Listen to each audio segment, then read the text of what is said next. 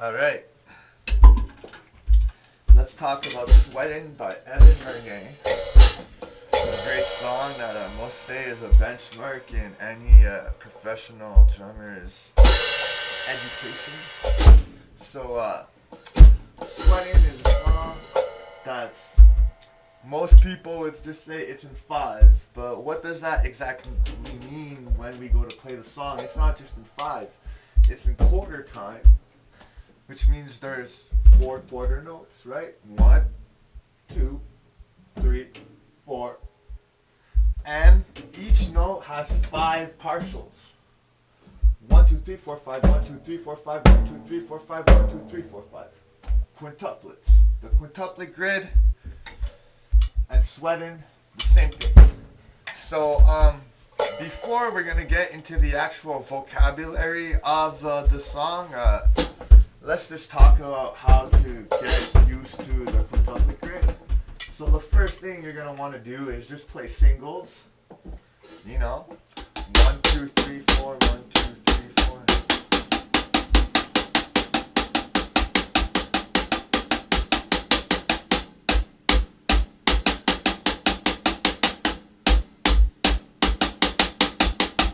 4. Right? And now, now that you found the 5 notes within the 4 notes, now you're going to want to just put a kick on each one and accent all of the partials first with your right hand and left hand. Then perhaps you want to do the same thing with your kick, right?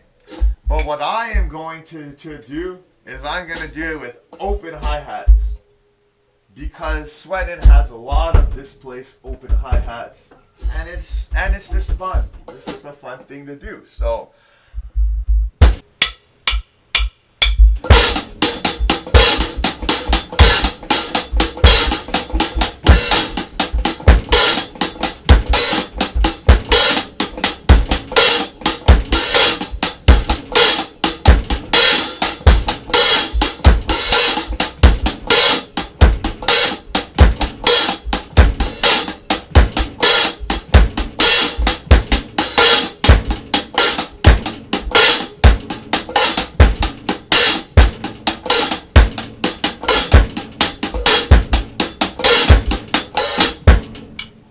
So that kind of stuff. And the more that you do this, the easier it will get. It shows that I don't do that enough. Now I'm going to have to redo it again.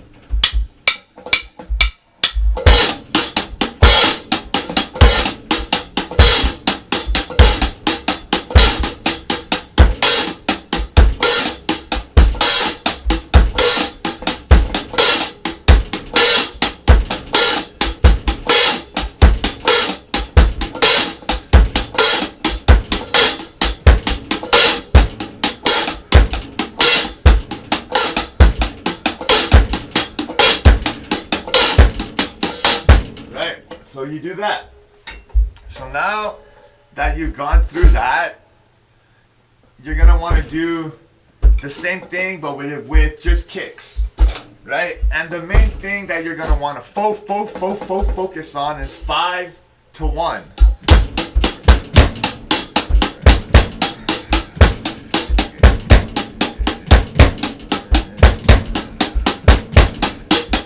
Right? You're going to want to do that, because the song does that a lot. So now that we've done some preparational work, let's look at the song Sweatin'. So the first thing he does is he just kind of wanders around for a little bit until the click settles into the quarter time quintuplet grid, and then he does doubles. That's all he does. So he's calibrating his doubles to the quintuplet grid.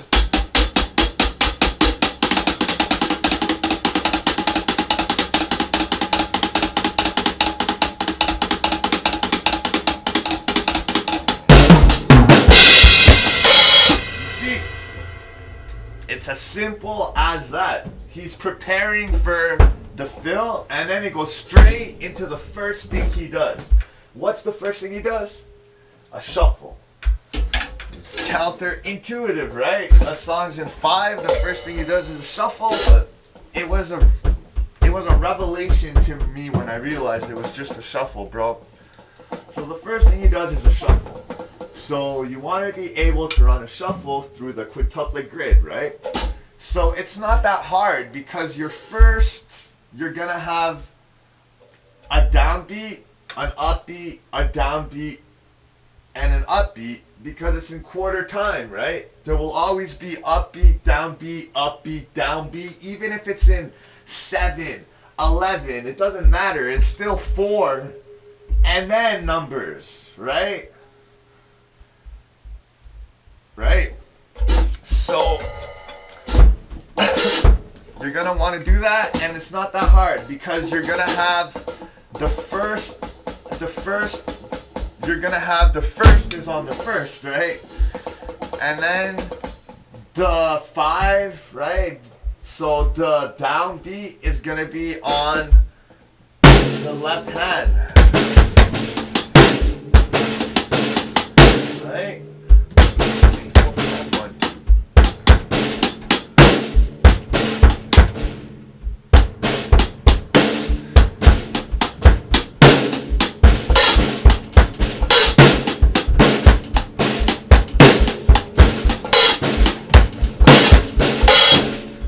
So you're gonna kind of run that through that grid, but he doesn't really stick to that. That's the foundational mentality of it all.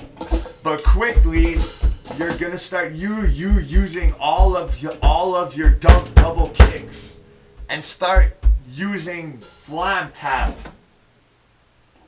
as the accompanying sticking to your double kicks. And wherever your double kicks are is gonna pretty much decide what kind of displacement is going to occur within your sticking, right? Which is not much. So you're playing, well, first you're gonna want to do the same thing, right? 1, 2, 3, 4, 1, 2, 3, 4, 1. 1, 2, 3, 4, 1. You're gonna want to get used to that first. But now let's bring it back to like the song. So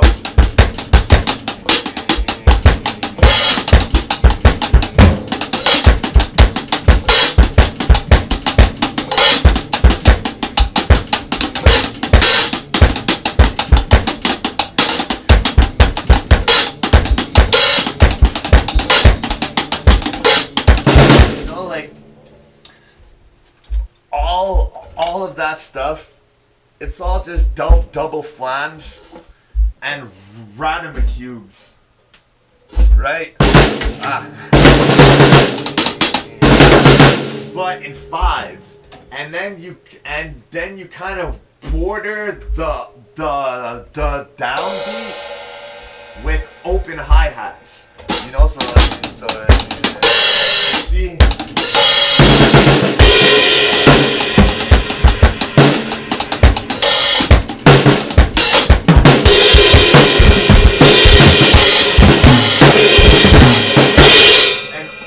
Most of those weird fills are either or the Radamacue deconstructed as if you're eating a fancy Gordon Ramsay meal of deconstructed whatever, right? So, right, yeah. So those fills, the easiest way to view these fills is the same thing, right? It's always going to be based off of quarter time. So, downbeat, and then using the whole upbeat, and instead of playing 5, you play 3. So, you know, like, it's really basic.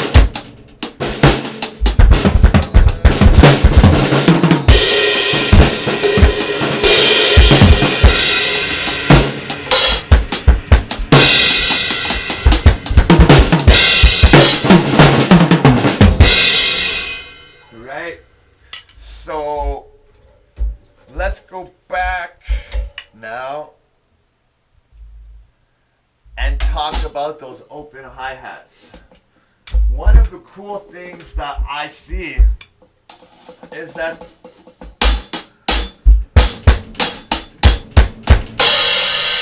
right, he does that, and it's one of the sickest ways that he opens the hats, right? Other than going right, like that one, and then there's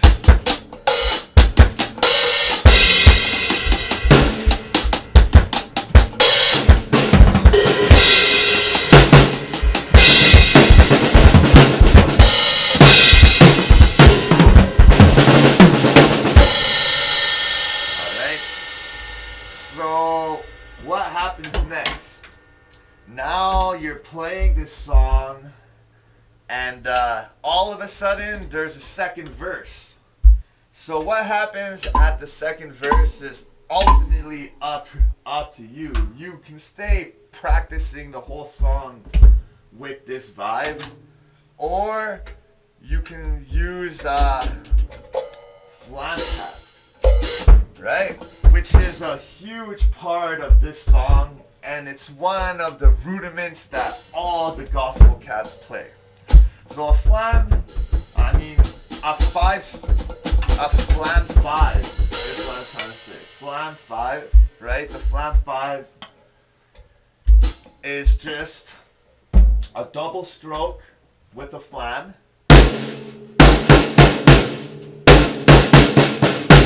right?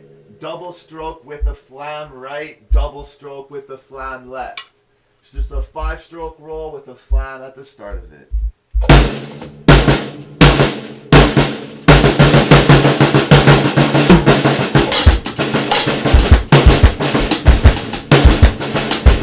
Right?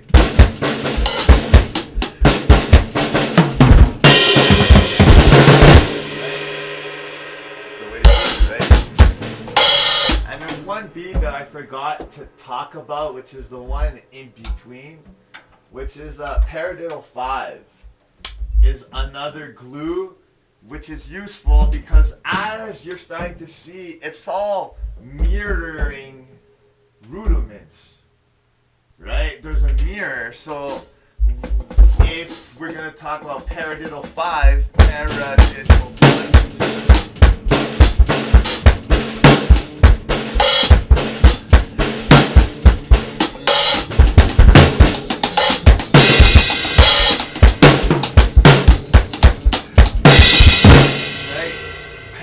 5 is super useful in this song.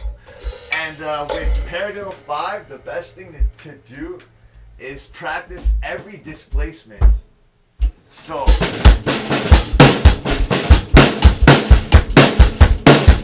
all of that, and then all of the snare.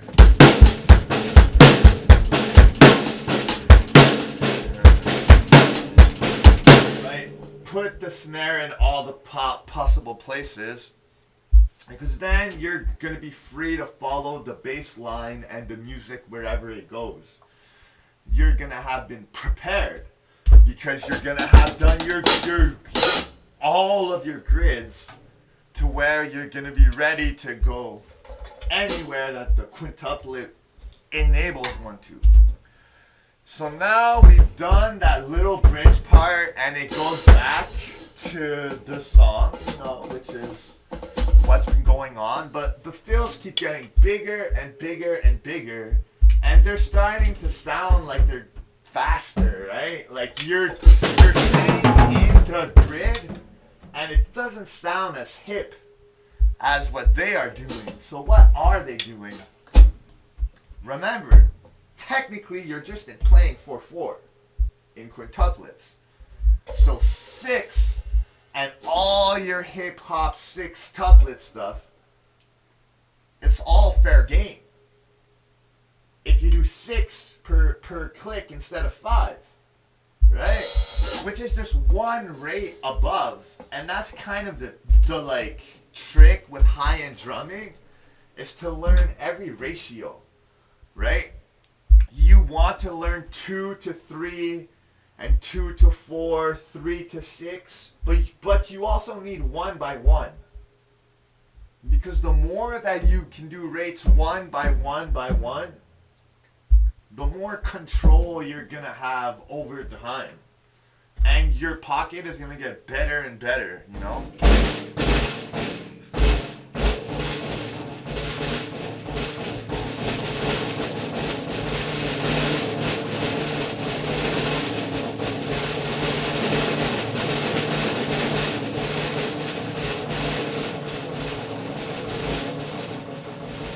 Right? Like, you just get used to doing that. Super important in modern drumming. So anyway, you're playing a paradiddle 5, so the most sensible thing to do is to stay in paradiddles and play paradiddle, right? Which is namingo.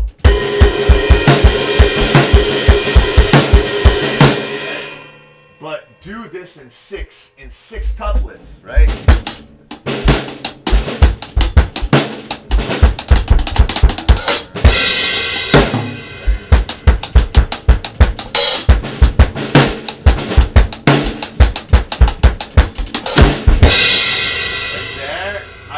I was in 6 and I went back to 5 for the last little thing, you know.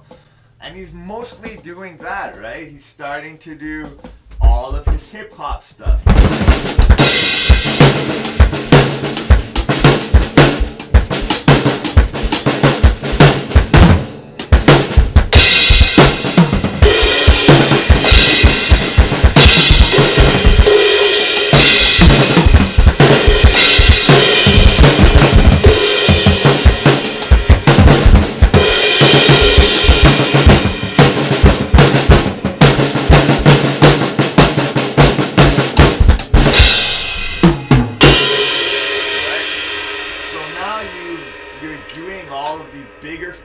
That go across the bar line, which is really the point of quarter time shreds, right? Is that you're creating all this room, whereas the Annika Niles way is 1 bar with an upbeat and a downbeat all the time. Right? This has way more breath room, because technically you can have downbeat, rest beat, upbeat, rest beat, you know, like have the whole 4 to make 1.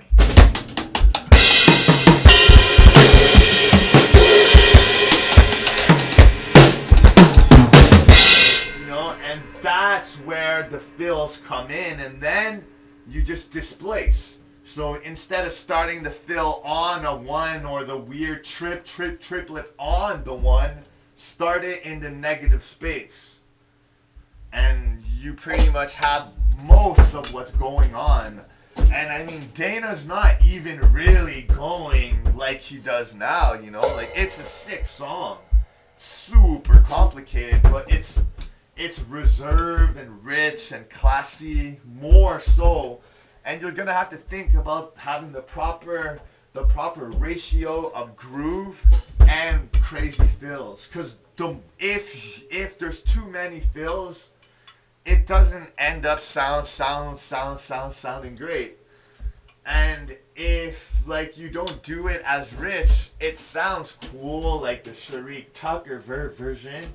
It sounds cool, but it doesn't sound nearly as good as Dana, you know. Whereas Sharik outdoes Kaz in 7 to the power of 6 by playing the 7/4 in sextuplets and then playing the 6/4 in septuplets, right? But like the whole thing, you know, not just a fill or whatnot. And that's a huge trend. Boxing the rate above. Boxing the rate above is what we were talking about with our big fill, right? So anyway, now you're playing the song, the bass solo's about to come, and the punch is not very hard, right? It goes from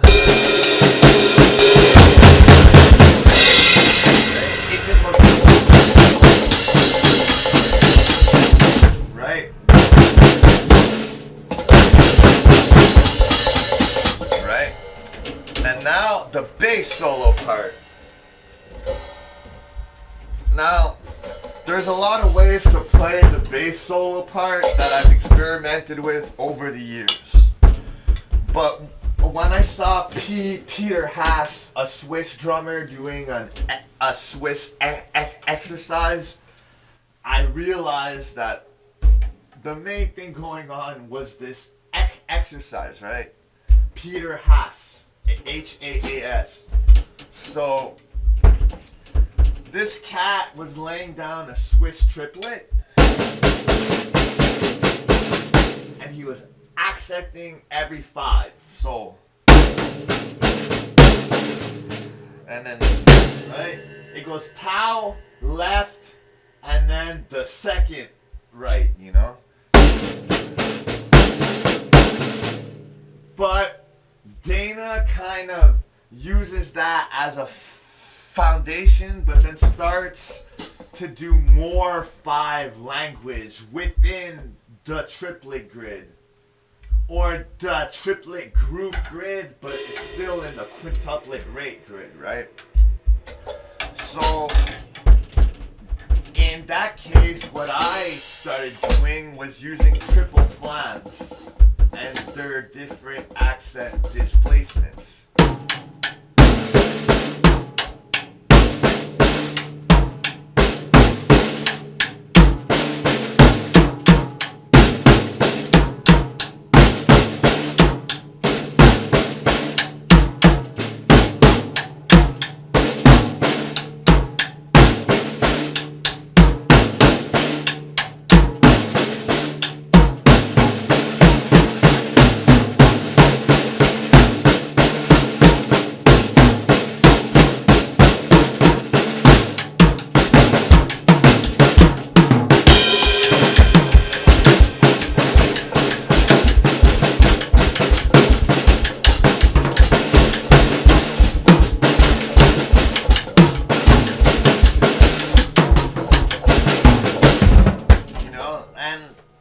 Just play the song, you know?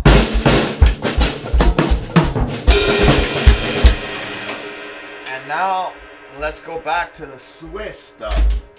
And if you're gonna play Swiss stuff, you might as well play all of the Swiss stuff because it sounds better. And Dana's doing it too, because the more and more you study this song, the more and more you think that one of his teachers just handed him a Swiss march. Said this is how you learn quintuplets, which is the same thing that Klaus Hessler does. And he has a track record of creating Annika Niles, his cousin, right?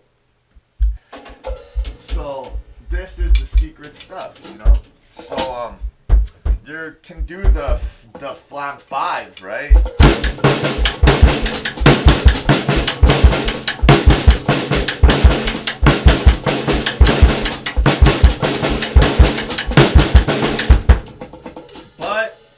We can start to do all of the Swiss stuff.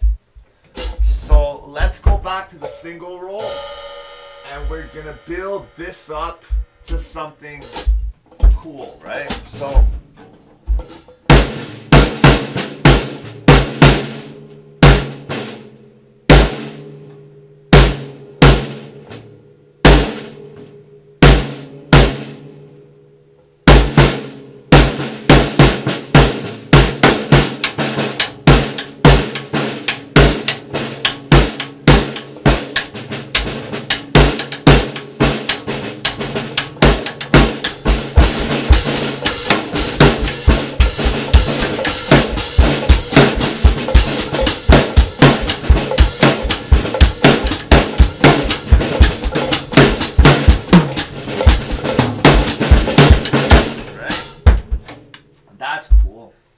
then the next thing you're gonna want to learn, right?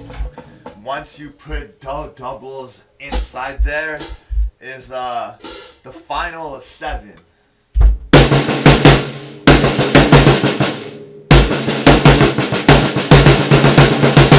Which is what you were doing, so the double version of that. Double final of 7.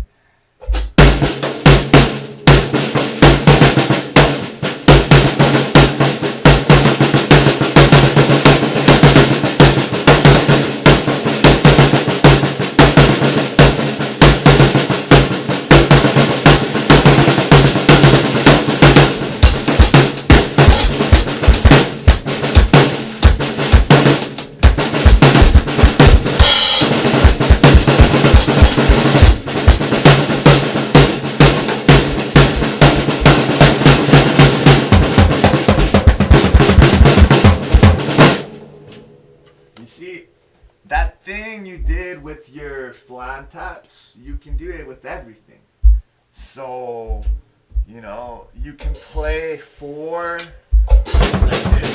One, you know, you go 1, 2, 3, 4, 1, 2, 3, 4,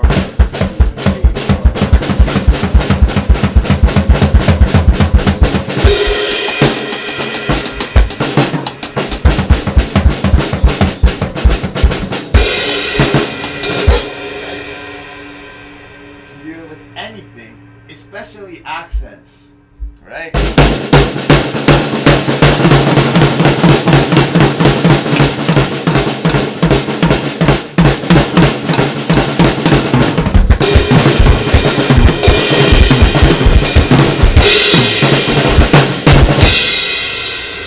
Right?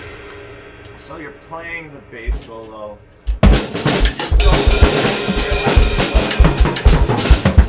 Bass solo is done. Oh shit. So you're gonna have to go back. But now there's the punch is gonna become the most important thing. So the punch it's in a different rate than your hi-hat time, which is kind of tricky. So you're going 1, 2, 3, 4, 5, 1, 2, 3, 4, 5, but it goes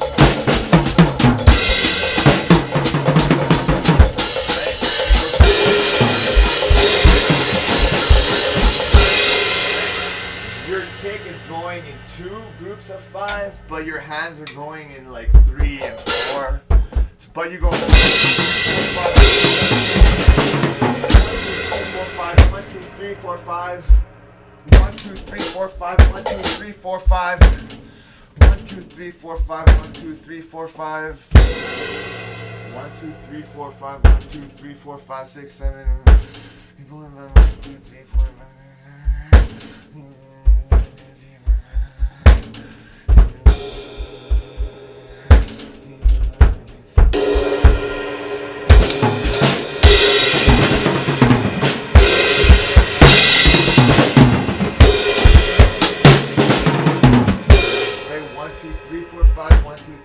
Five, 6, 7, 8, 9, 10. 3, 4, 5, 6, 7, 8, 9, 10. You see, it's 15 within the like 20. So it's kind of weird because your foot is going faster than your fills. But I mean, your like fills can go as fast as you want, but it becomes harder to hit the hits. When you have to think of okay, I'm in this rate, but the hit's in that rate, you know, like it just makes it more complicated for nothing. So that's pretty much how you play sweatn, right? Like another cool sticking that I use in the bass solo is you fit a 9-stroke roll sticking into the quintuplet grid. So it's since there's 5, it goes accent, double, double, double, double.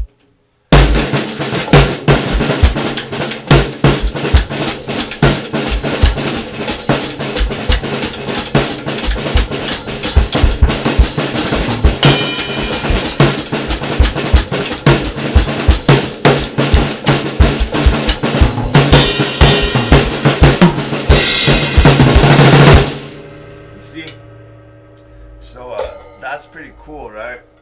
And another thing that I do when I really want to shred it is I start running different types of stickings through the quintuplet grid. Like say an 11 double stroke with a 5-stroke and a 6-stroke roll, right?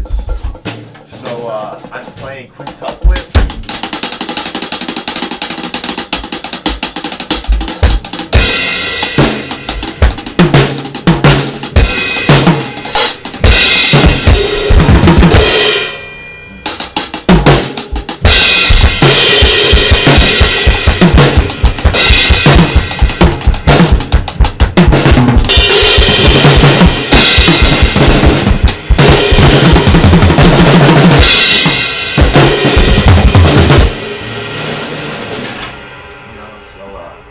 That's a cool one. 7-stroke is an easy one to do.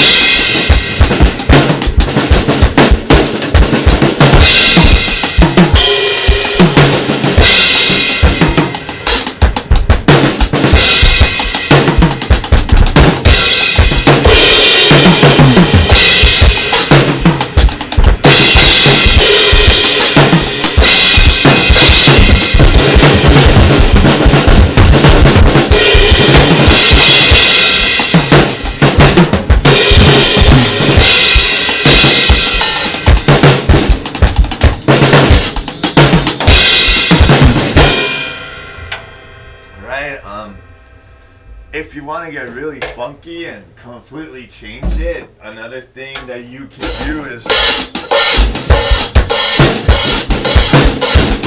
you know, but in quintuplets.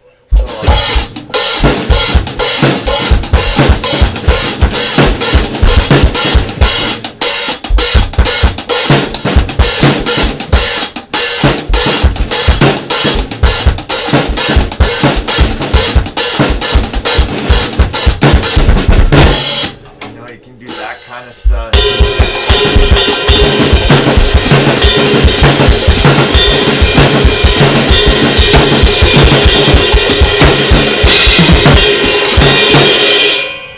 I'll pull mine.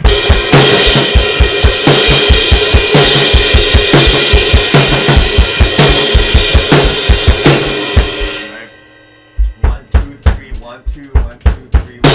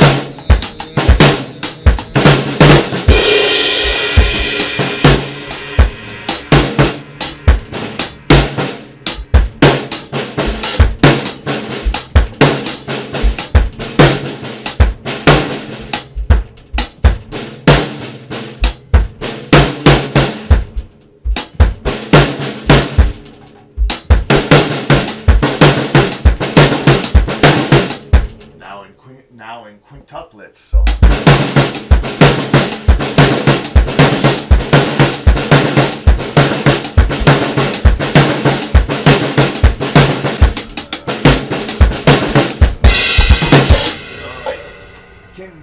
You pretty much can do a lot of cool stuff. So, is there anything else about sweating that matters, right?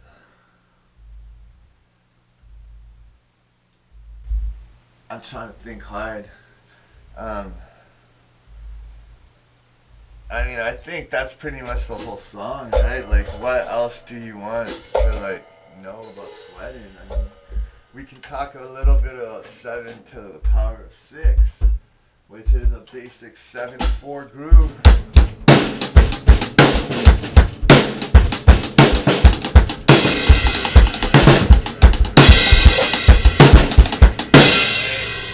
Do 6 tuplets on top if you want to do the Sharik way, which he's pretty much going. He's just doing this kind of stuff, right?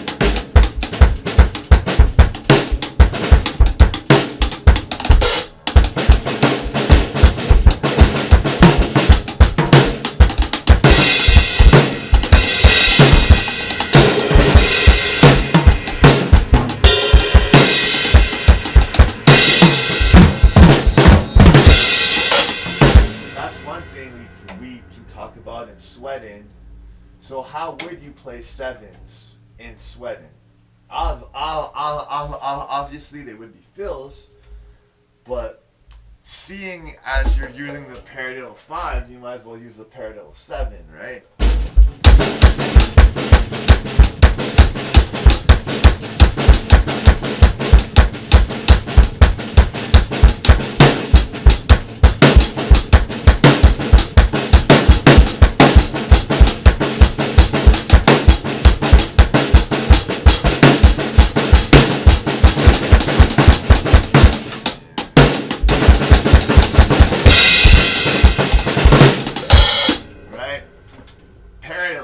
Is useful. I mean, it's the foundation to the Dave Matthews song Dreaming Tree.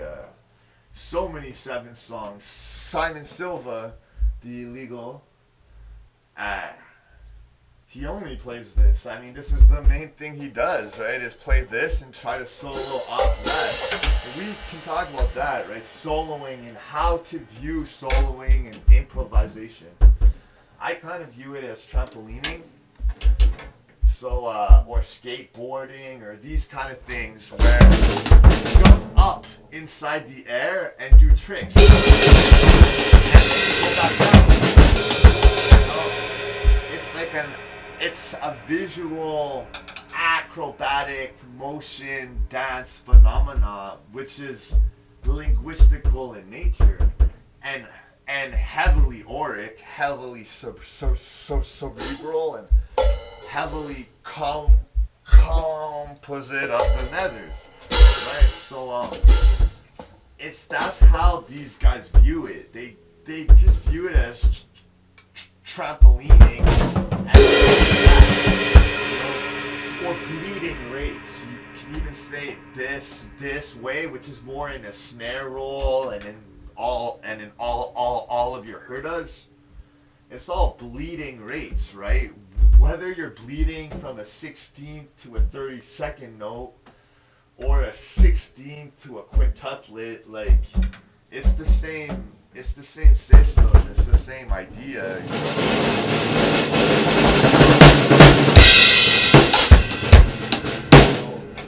Reggae, it's the same thing, but they're bleeding with silence, right? So you have one.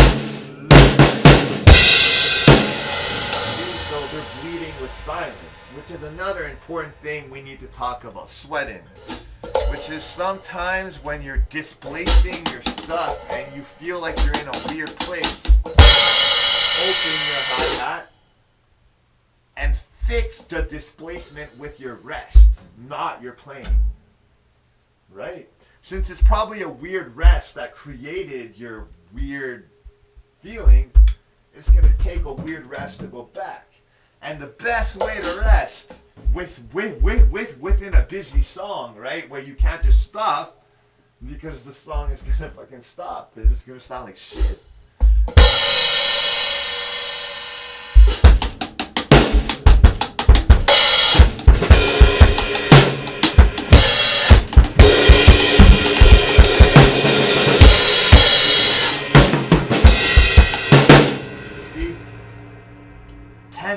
Tension.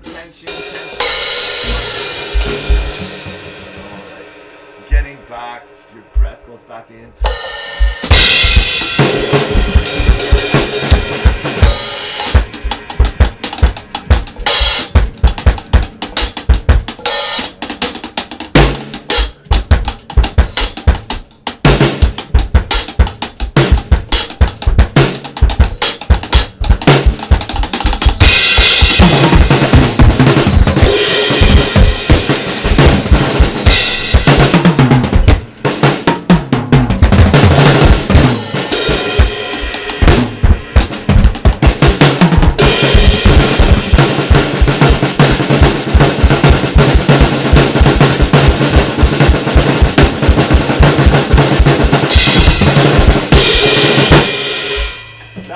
A Swiss march. Do you realize sweatn is a Swiss march? There's no difference. No difference at all. Every sticking that's in Dana's song is in foundational Swiss marches and basal drumming. Basal drumming is just hilarious. You have a bunch of guys that dress out like evil jester clowns, and they wake up at 4 o'clock in the morning. And like 4,106 of these cats start shedding quintuplets at 4 o'clock in the morning, dressed up like evil baby eating Nephilim, like some wild stuff, you know, like Switzerland is a wild place. They have like a statue where like a dude is like eating babies, you know, and it's literally called the baby eater. It's just fucking... The world is weird, man, but it's just funny because it's like quintuplets somehow relates to, you know, the occult. You know, it's just silly. And now if you really think about it, like our whole community is all starting to shed quintuplets, right? And they could be like calling the fucking, you know, the gods or whatnot. It's pretty funny stuff. Whether it's true or not, it's comical relief nonetheless. 7 to the power of 6. Let's go back to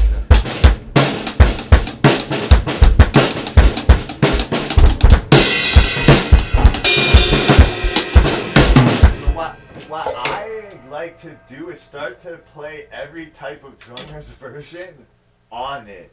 So at first I'll start with the shriek, but then I'll literally start playing sweatn, because 7/4 is just 4, right?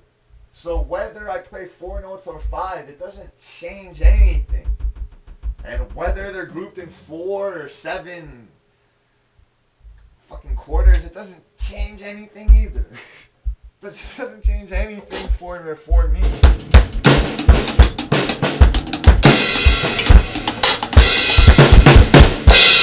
But I'm doing all this kind of stuff. I'll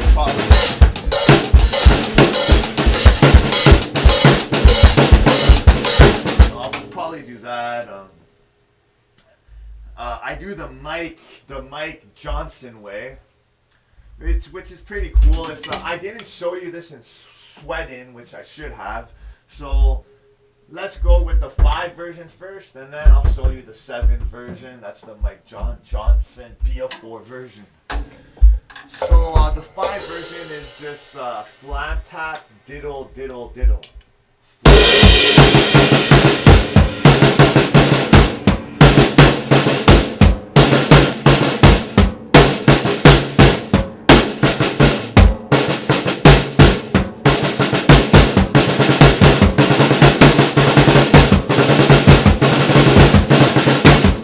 Obviously the 7 version, flam tap, diddle, diddle, diddle.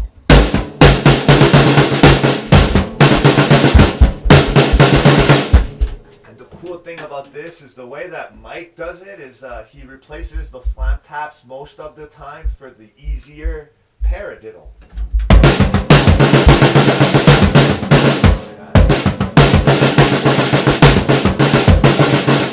You know, but he's doing this in ride.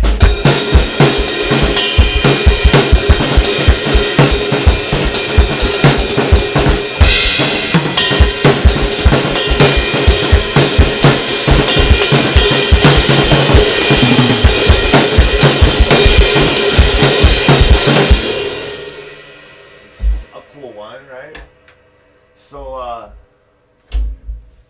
the outro is pretty basic. The basic concept of the way sweating starts is the way the intro starts. Calibration of rate. So the song, it's going in 6/4 now. 1, 2, 3, 4, 5, 6.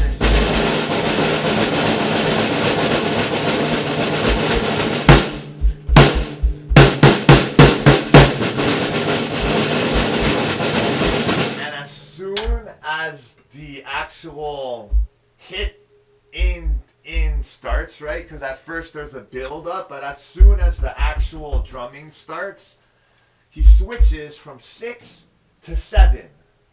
And it's not hard because all he does is go 1 up, boxing a rate, the stuff we've been talking about.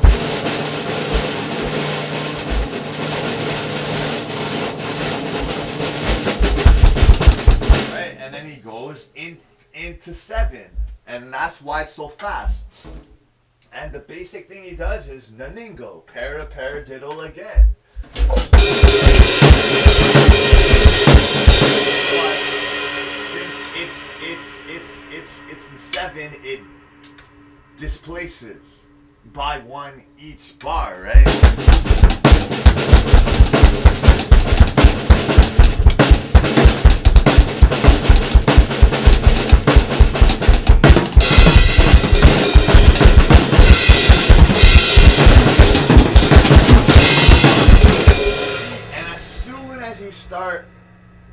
moving around, it becomes that solo. And obviously he does stuff, you know, a lot of double, both hands, you know, crazy fast feet, Shurick Tucker. And then the song ends with a punch, right?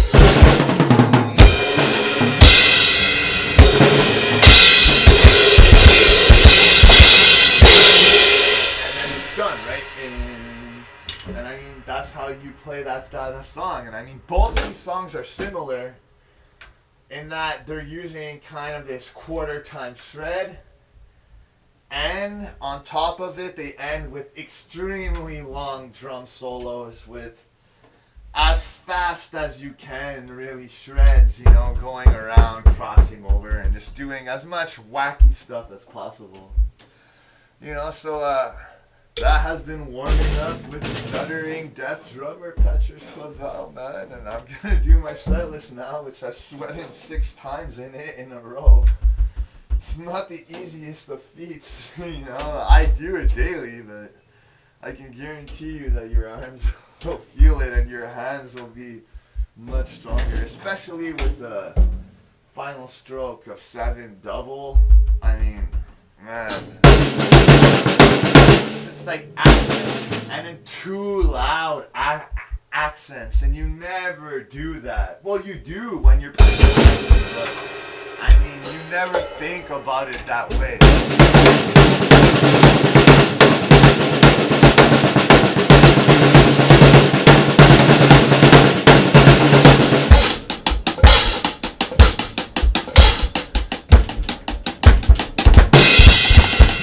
And let's talk about this for a second. You don't have to start trying to fit all these pieces together. When I started playing this song way back, man, it was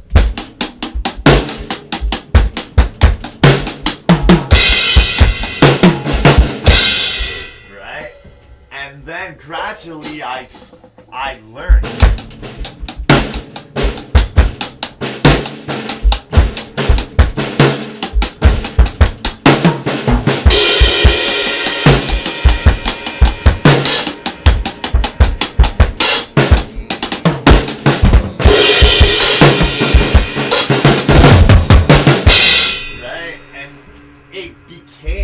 Over time.